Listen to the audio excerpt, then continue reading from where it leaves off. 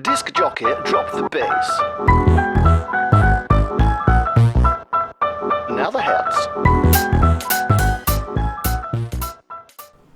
If you've been paying attention to social media or tech news or social justice news recently, then you'll have noticed that there has been a huge fuss over what they're calling an anti-diversity screed coming out from Google, where someone internally wrote an essay critical of some of the political decisions and so on going on at Google with regards in particular to gender diversity in their hiring, in their approaches and so on, and suggesting that there was a problem with the way that they have been going about things. And this has been treated as though it was some kind of 1950s dinosaur presenting outlandish and crazy ideas about how they might improve their approach to these things, because it admits that there are differences between men and women. Even though it spent a great deal of time apologizing for what it's saying and reinforcing its support for diversity, and talking about the need for diversity in things like political opinions, none of this was enough to stave off this attack, which ironically has proven just about every point that he's been making, presumably he, about how Google is an ideological echo chamber where people can't express these ideas and can't be critical of the way that they approach these issues. Because within the company, these have become moral issues. Within society, on a broader basis, these have become moral issues, and to speak out against them is akin to a kind of secular blasphemy. You used to be able to say, with a straight face, that reality has a left-wing bias. And that's because conservatism tended to be tied up with religious narratives and ideas, with historical, and therefore, given enough time, outdated views on the way that society works, or works at least as it became different, as it became more technological and so on. Conservatism is in many ways inherently about preserving the past, and things inevitably move on, knowledge increases, things change. So you used to be able to say that the left were the wing of politics that came to terms with reality, that came to terms with industrialization and democratization and all of these kinds of changes. But you can no longer really say that, and this provides a sort of case in point of the problem. What this all seems to boil down to is the argument over whether there are indeed natural differences between men and women.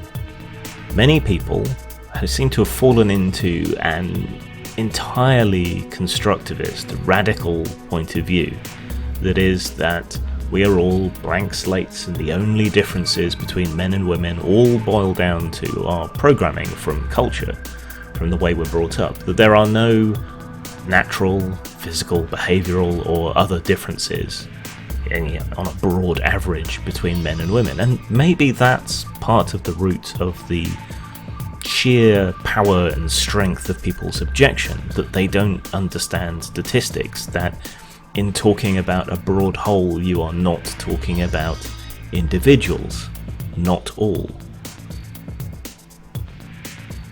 When we say that men are on average stronger than women by, if I remember correctly, about 30% when it comes to upper body strength, we're not saying that no woman is stronger than any man. There are obviously strong women, there are obviously weak men. What we're talking about is the tip of the bell curve, the average. This does not apply to any and all individuals, so when you're talking in broad terms about women or men rather than a woman or a man, it doesn't apply to individuals. There are always going to be exceptions and outliers. But when you're dealing with a large company's employment basis or society as a whole, you need to talk more broadly. People should understand that there are exceptions without it being spelled out for them. Hopefully, nobody outside of an absolute fanatic would disagree that there are differences in our sex roles, in that women get pregnant, men do not. Men provide sperm, women provide eggs. Yeah, these are fundamental differences between the genders, and this happens even in much less dimorphic species than humans, such as, say, hyenas, which can be very difficult to tell apart, the females even having a penis of sorts. So hopefully everyone can agree at least this far. It would, I think, also take an extremist not to admit that there are physical differences between men and women on average, that men are on average taller, that men on average weigh more, that our suggested caloric intake differs, that men are on average stronger, different lung capacities, different proportions of hormones, and so on. These are all biological realities. These are all extremely well documented. So hopefully everyone follows along that far. So the area of contention then seems to come down to the brain and the results of the brain that manifest in behavioral preferences, again taken as a very broad average. And while you'll find papers and studies and news articles going back and forth either way about the extent of differences between the male and female brain, it does seem at least plausible that there are differences between the ways the brains are structured between the two genders, and you can look this up for yourself and assess the evidence for yourself. This isn't like race, where the differences are incredibly minimal. I mean, you just need to look at the differences between men and women to see these physical differences that exist on average. So if you're going to deny that there are differences in the brain, that there are differences in behavior, you need to explain why you accept these physical differences in everything else, but not when it comes to the brain, and not when it comes to the manifest expression of those differences in the brain, in that on aggregate men and women have different mental capabilities and different results of those capabilities, e.g. behavior. And the thing is that we know behavior is heritable. The silver fox experiments in Russia, which have attempted to domesticate foxes, have shown that you can breed changes in behavior over time.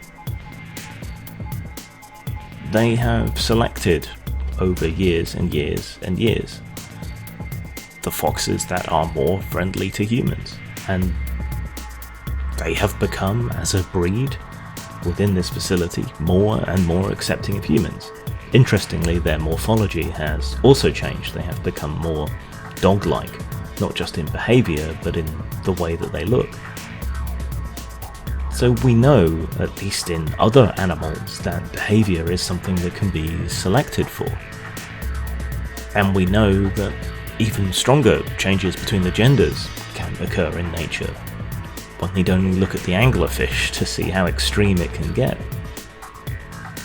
So why deny this when it comes to humans? We're just animals, self-aware animals, but we're still just animals. So if you want to claim that humans are somehow not sexually dimorphic, that our behavior is not at least in part heritable, you have an enormous amount of work to do. And this is essentially all the document is saying, that there are differences that we should acknowledge between men and women, that it is unrealistic to expect a 50-50 percentage in a workforce in a technical business due to these various differences.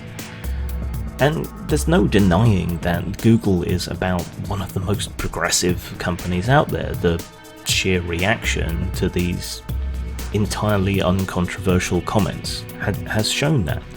And yet, despite this overriding progressive atmosphere and the shaming and attacks that have gone on towards this person, Google is still under investigation for differences in its payment between men and women. It has struggled, despite its hugely progressive atmosphere, to get even close to 50-50 employment.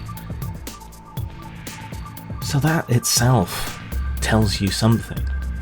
One can also look to things like the Norwegian gender paradox, a society that is recognised as being more equal than any other, pretty much, in the world, and yet which has hugely diverse and diversified, between the genders, employment in different fields, more so than other countries which are considered less equal overall.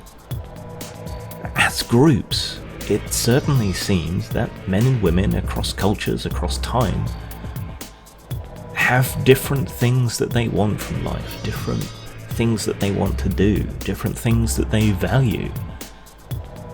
So to try and force men or women into doing what the other gender tends to prefer is a mug's game. You're fighting nature, you're fighting people's choices and preferences. And if you doubt still that biology can have an effect on behaviour, I suggest you look into studies of how testosterone and estrogen affect trans people undergoing their changes via hormone treatments. It's basically undeniable. Neither this video nor this essay that this man put out are anti-diversity. They're simply trying to acknowledge the reality that differences do exist between the genders. And if we're going to make positive changes still, which many of us still want to do, we need to acknowledge this and work with and around it, rather than trying to fight against it.